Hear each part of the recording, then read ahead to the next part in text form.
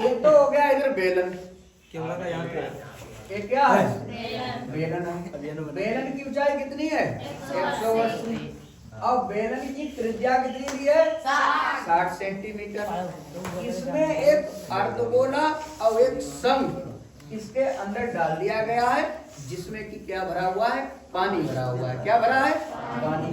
इसमें अर्धगोले की त्रिज्या 60 सेंटीमीटर है और शंख की ऊंचाई कितनी दी है 120 सेंटीमीटर। तो यहाँ पर हम लिख लेंगे, देखो शंख की ऊंचाई h बराबर 120 सेंटीमीटर, शंख की त्रिज्या r बराबर कितनी दी है 60 सेंटीमीटर, अर्धगोले की त्रिज्या कितनी दी है 60 सेंटीमीटर, बेलन की ऊंचाई कितनी दी है 60 सेंटीमीटर। अब बेलन की ऊंचाई कितनी है 180 सेंटीमीटर। अब देखो हम इसमें जो शेष, इसमें क्या है शेष पानी का आयतन बराबर बेलन का आयतन माइनस अर्धगोला और प्लस शंकु का आयतन। क्योंकि शंकु और अर्धगोला आपस में क्या है जुड़े हुए हैं।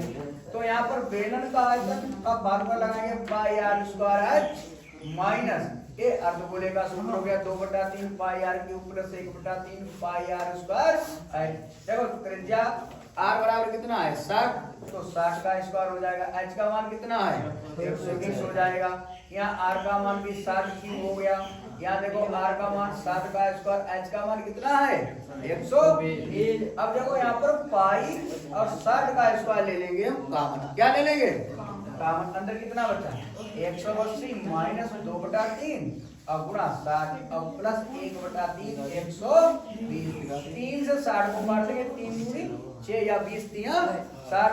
यहाँ पर 3 चौक 12 और 1 हमारा 0 आ गया। तो यहाँ पर 20 दूनी कितने हो गए 40, यहाँ कितना होगा प्लस यहाँ हो गए 40 40 कितने हो गए 80 हो गए।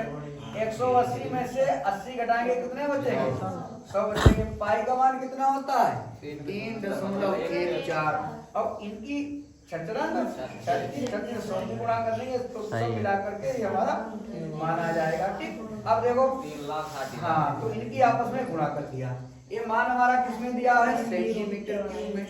इसको मीटर में बदलने के लिए क्योंकि यहाँ सेंटीमीटर क्यूब है तो हम 3 बार 100 से गुणा करेंगे 100 100 100 और 100 करने के बाद इसमें भाग दे देंगे तो हमारा उत्तर कितना आ जाएगा 1.13 मीटर क्यूब आ जाएगा। देखो ये तो हो गया इधर बेलन, कैमरा का यहाँ पे ये क्या है बेलन है। बेलन की ऊंचाई कितनी है 180। अब बेलन की त्रिज्या कितनी दी है